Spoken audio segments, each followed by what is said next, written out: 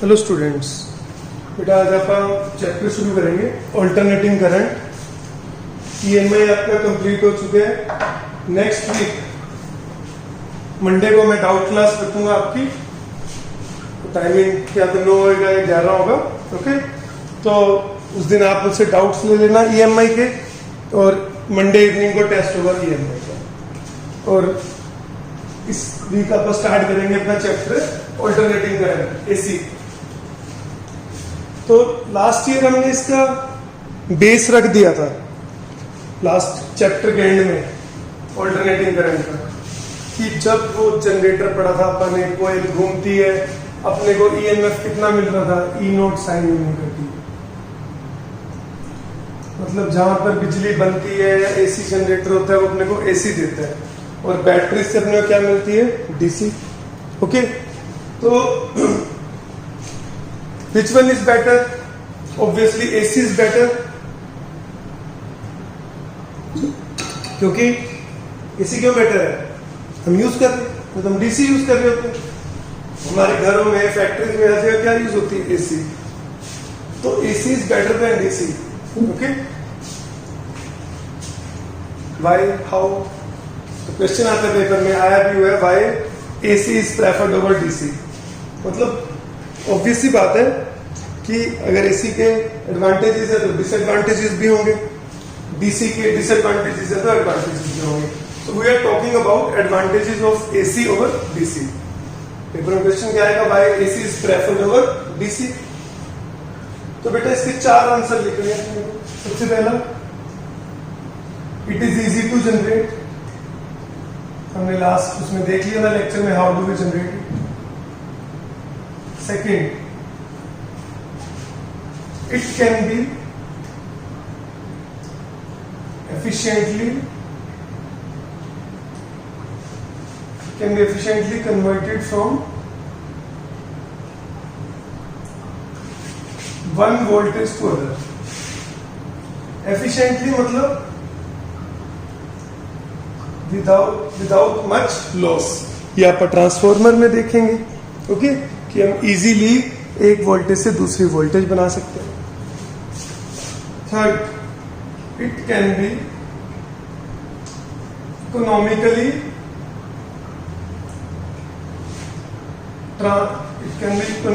Transmitted over long distances. Economically मतलब again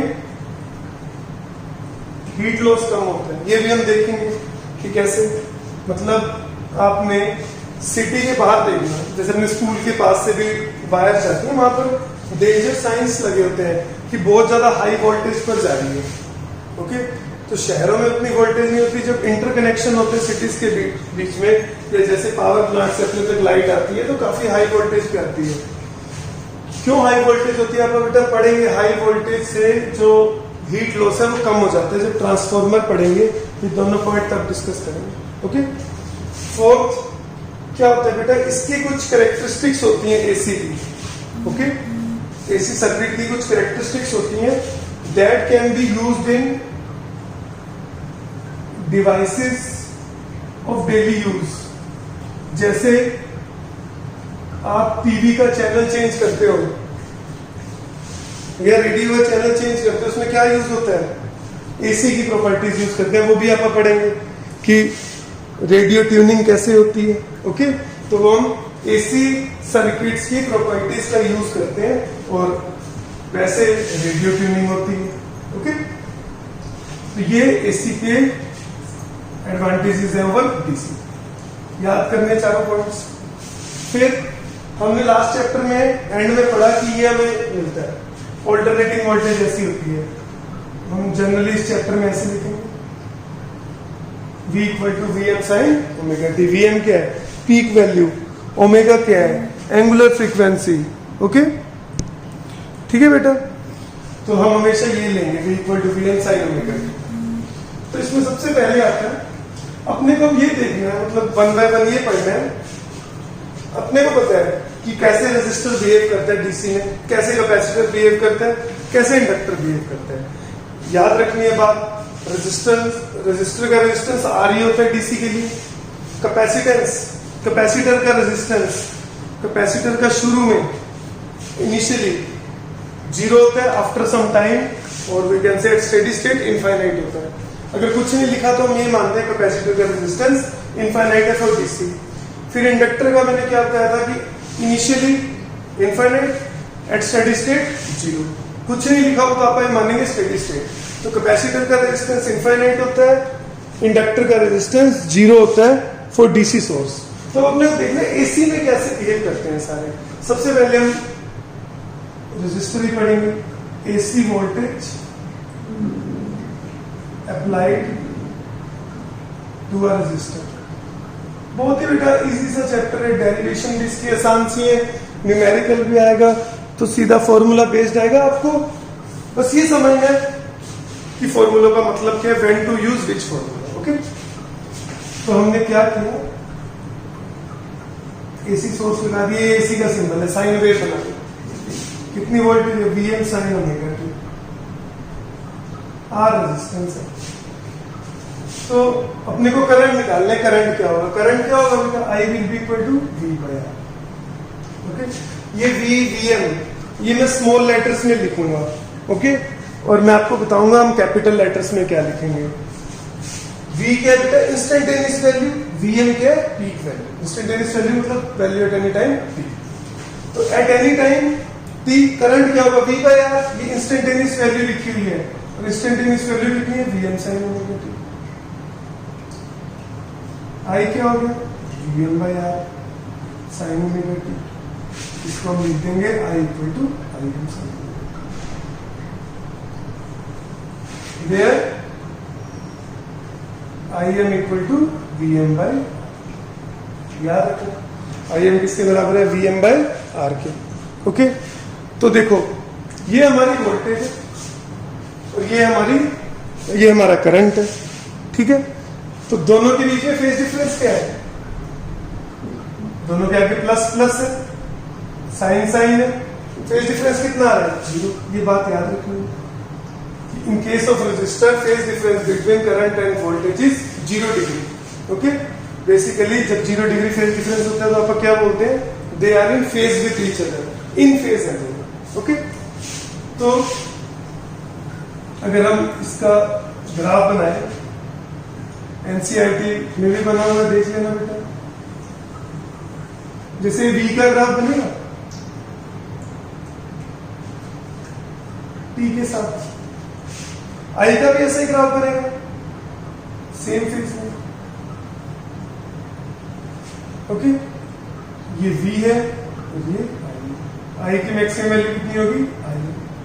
okay, ये zero omega T के साथ बना लो बेटा ग्राफ। ओमेगा टी मतलब जीरो जब ओमेगा टी की वैल्यू पाई बाय 2, जब पाई 3 पाई बाय 2, तो they are in phase with each other. Okay, दोनों इकट्ठे मैक्सिमम होंगे, इकट्ठे जीरो होंगे, इकट्ठे पॉजिटिव होंगे, इकट्ठे नेगेटिव। ओके, तो करंट कैसे फ्लो करेगा, हाफ साइकिल ऐसे फ्लो करेगा, जब करंट नेगेटिव हो गया हाफ साइकिल ऐसे फ्लो करेगा, और ऐसे ऐसे हाफ हाफ। ओके, अपने घर में भी ऐसे करंट आता है बेटा, कि जिसकी वैल्यू अभी आप भी बिल्कुल उस बात पे पहुंच जाएंगे कि जो आप कहते हैं 220 वोल्ट आती है, कि वो क्या चीज होती है।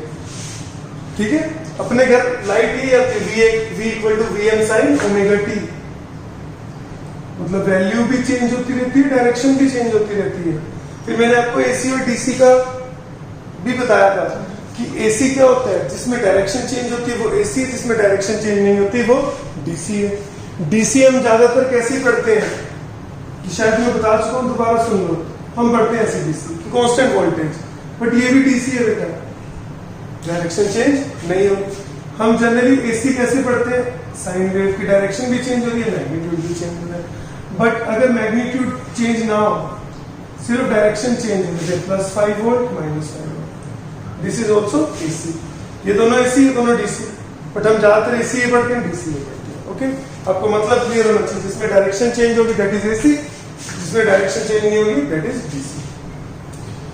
ओके, तो अपने घर में ये आती है एसी, वैल्यू डायरेक्शन भी चेंज हो रही है और वैल्यू, और फ्रीक्वेंसी कितनी आती है अपने घर, 50 हर्ट्ज। ओमेगा क्या होता है, 2 pi F, 100 pi. Most of the questions में आपको फ्रीक्वेंसी 50 हर्ट्ज दी होगी, उससे आप ओमेगा निकालोगे 2 पाई एफ। ठीक है, तो अब आपको दो चीजें याद रखनी, सब में आप ये करेंगे, कैपेसिटर में भी इंडक्टर में भी। IM की वैल्यू Vm/R और फेज डिफरेंस निकालेंगे, ग्राफ बनाएंगे, एक अभी और चीज पढ़ेंगे फेजर डायग्राम, वो बनाएंगे, पावर का फॉर्मूला लिखेंगे, फेज डिफरेंस पता होना चाहिए, साइन का। तो पावर क्या होगा बेटा, V इंटू आई। V कितना था, Vm sin omega t। I कितना था, Im sin omega t। Vm, Im को लिख दो Vm/R sign square omega T. ये इंस्टेंटेनियस पावर है, क्योंकि I am writing the instantaneous value voltage and current.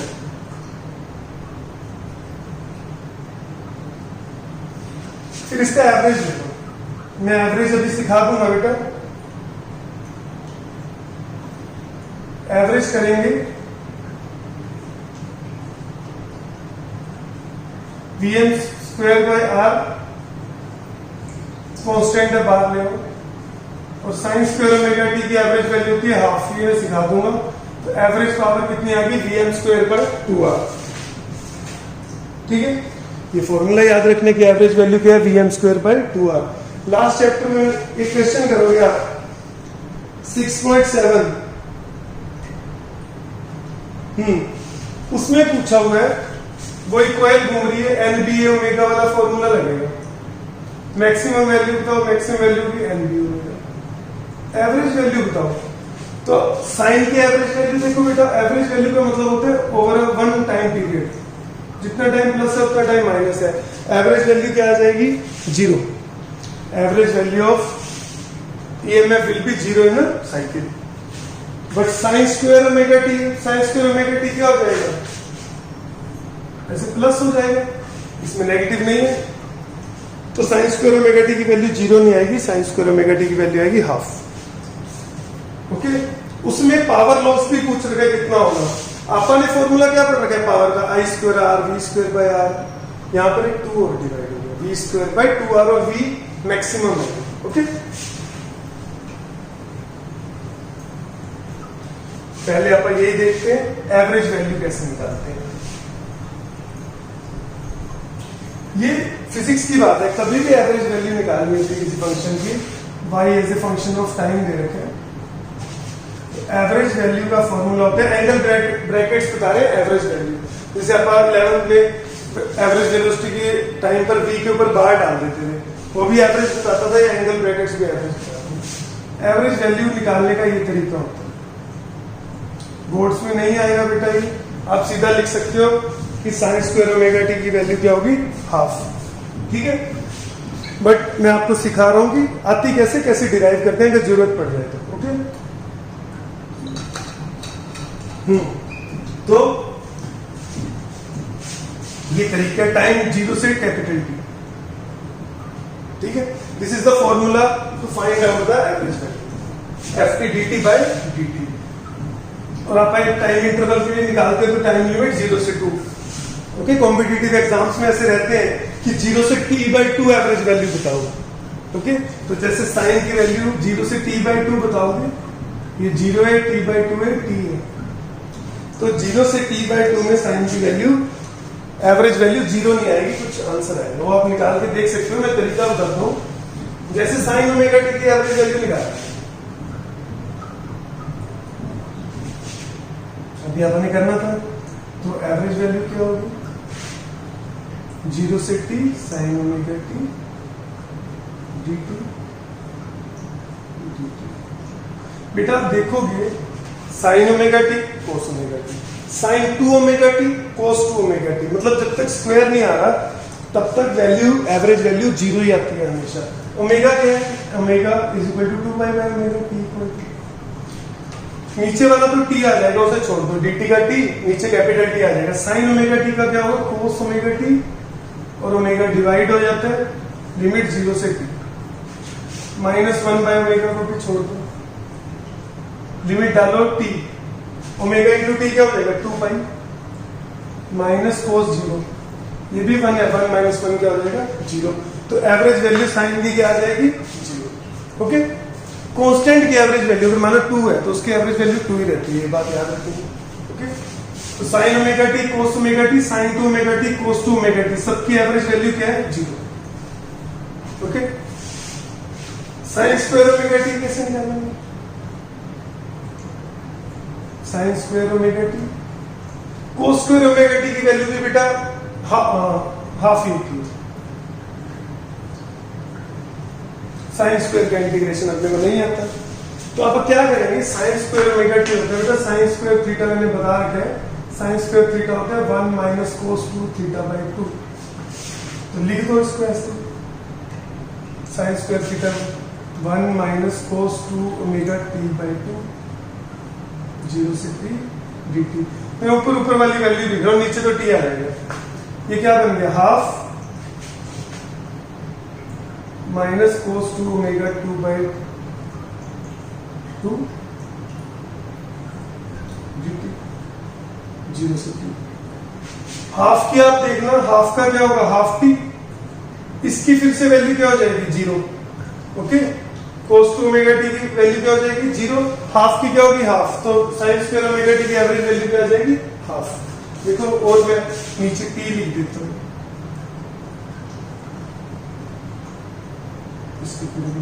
इसके पूरे के नीचे क्या आएगा? इसकी वैल्यू 0 हो जाएगी, हाफ की हाफ की, t से t कैंसिल हो जाएगा, हाफ। ये आपको करके नहीं दिखाना, just for extra knowledge. Sine square की भी हाफ, कोस स्क्वायर की भी हाफ। अब एक और चीज देखो बेटा, बड़ा इंपॉर्टेंट पॉइंट है जो अपन डिस्कस करेंगे कि पावर जब मैंने लिखा था वो आया Vm square by R sine square omega T, instantaneous power.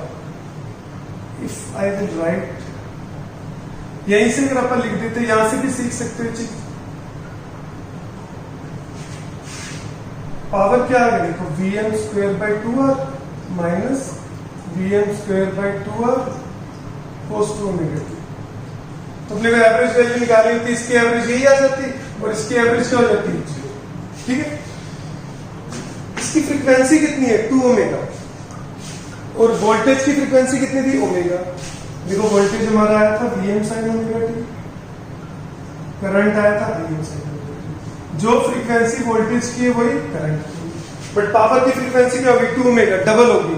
तो ये चीज याद रखनी है कि कैपेसिटर, इंडक्टर, रेजिस्टर सब में जो पावर की फ्रीक्वेंसी होगी वो वोल्टेज और करंट की फ्रीक्वेंसी से क्या होगी? डबल। टाइम पीरियड हाफ हो जाएगा, फ्रीक्वेंसी डबल। और वोल्टेज और करंट की फ्रीक्वेंसी हमेशा सेम रहेगी। एवरेज वैल्यू वोल्टेज की हमेशा 0 रहेगी, एवरेज वैल्यू करंट की हमेशा 0 रहेगी, चाहे रेजिस्टर है, इंडक्टर है, कैपेसिटर है। एवरेज पावर रेजिस्टर में कितना है? Vm square by 2r। Okay, अब देखो, एक आरएमएस वैल्यू होती है।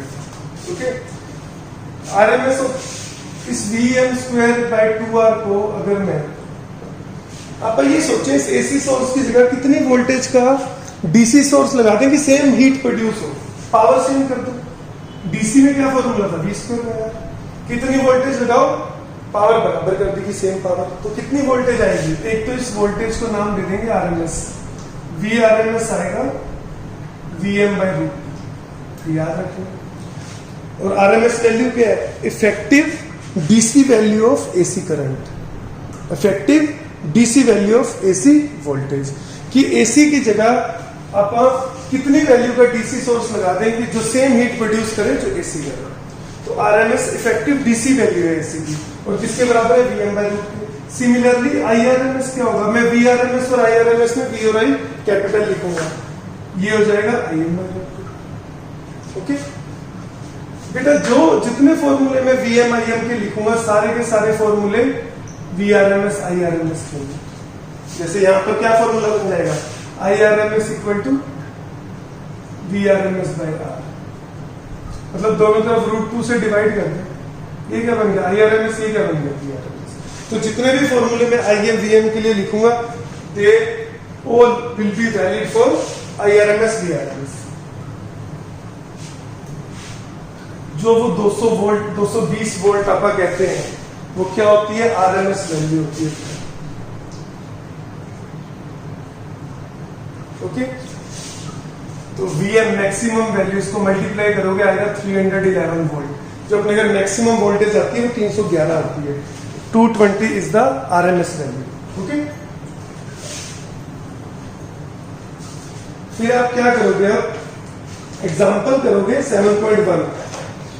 सुनो इसके बारे में, इन्होंने लिख रखा है लाइट बल्ब है जिसकी पावर है 100 वोल्ट, वोल्टेज है 220 वोल्ट। अगर कुछ नहीं लिखा हुआ, जैसे वोल्टेज दे रखी है जिसका मतलब RMS वैल्यू दी होती है, वो पूछेंगे कि पीक वैल्यू बताओ या देंगे कि पीक वोल्टेज इतनी है। अगर पीक वर्ड नहीं लिखा हुआ मतलब RMS।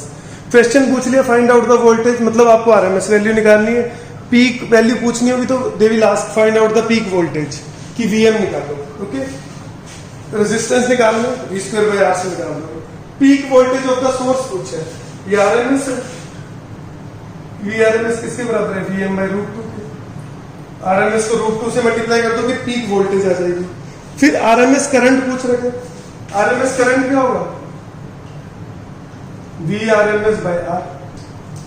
VRMS से R अपन निकाला था, तो ऐसे आपका 7.1 क्वेश्चन हो जाएगा। ओके, तो ये सारा रजिस्टर के बारे में है। मैं बस एक लास्ट चीज डिस्कस करके अपन लेक्चर ओवर करेंगे। Phasor diagram, phasor diagram paper में बनाने के लिए कह देते हैं और एक डेरिवेशन में काम आते हैं फेजर डायग्राम। क्या होते हैं फेजर डायग्राम, बेटा वोल्टेज और करंट क्या है, स्केलर क्वांटिटीज, हम इन्हें वेक्टर फॉर्म दे देते हैं। क्या होता है, ये जो एरो है और ये ले लो ω_t, वेक्टर बना दिया मैंने। इसकी लेंथ रिप्रेजेंट करती है मैक्सिमम वैल्यू, मतलब ये लेंथ किसके बराबर होगी, पीक वैल्यू के बराबर। ओके, इसे मैं कैपिटल V से लिखूंगा, बुक में बोल्ड करके लिख रखे, हम ऊपर वेक्टर नहीं डालेंगे, अब बस कैपिटल V से लिख देंगे कि this is representing vector form of voltage. तो इसकी लेंथ क्या होती है, पीक वैल्यू। और इसका जो वर्टिकल कंपोनेंट है, देखो इधर कौन सा आएगा कंपोनेंट, कोस, इधर क्या आएगा साइन। ये लेंथ कितनी है VM, तो इधर कौन सा कंपोनेंट आएगा, साइन ω_t। तो लेंथ इसकी पीक वैल्यू देती है और वर्टिकल कंपोनेंट इसका क्या देता है अपने को, इंस्टेंटेनियस वैल्यू। ठीक है, फिर आपको एग्जाम में कह देंगे कि फेजर डायग्राम बनाओ वोल्टेज और करंट का in case of pure resistor. अभी ग्राफ तो बनाया था, ग्राफ बनाने मुश्किल है, फेजर डायग्राम बनाने आसान है। तो ग्राफ की जगह फेजर डायग्राम बनाए जाते हैं, बट एग्जाम में ना बेटा ग्राफ बनाने के लिए भी कह देते हैं, तो आपको दोनों चीजें सीखनी है। तो वोल्टेज तो यही है, वोल्टेज VM sin ω_t थी, I क्या है, IM sin ω_t, तो I भी यहीं पर आएगा। I ये I है ना, ये कितने वर्टिकल कंपोनेंट देगा इंस्टेंटेनियस वैल्यू और लेंथ जो है वो क्या देगी, ओके। तो फिर अब अपन नेक्स्ट लेक्चर में पढ़ेंगे ये सारी बातें जो रेजिस्टर के लिए पढ़ी है, इंडक्टर और कैपेसिटर के लिए। फिर वो केस भी आता है जब तीनों लगा दिए जाते हैं कि क्या होगा, उसे LCR सर्किट बोल देते हैं। तो अपना डेरिवेशन भी चलती जाएंगी साथ साथ और फॉर्मूलाज भी। आज ये वाली कोई डेरिवेशन नहीं थी, हाँ एवरेज पावर की डेरिवेशन आ सकती है, ओके। और बाकी फॉर्मूलाज ध्यान रखना। सबसे इंपॉर्टेंट बात, जो फॉर्मूले VM IM के लिए काम करेंगे वो VRMS IRMS के लिए। Okay, thank you.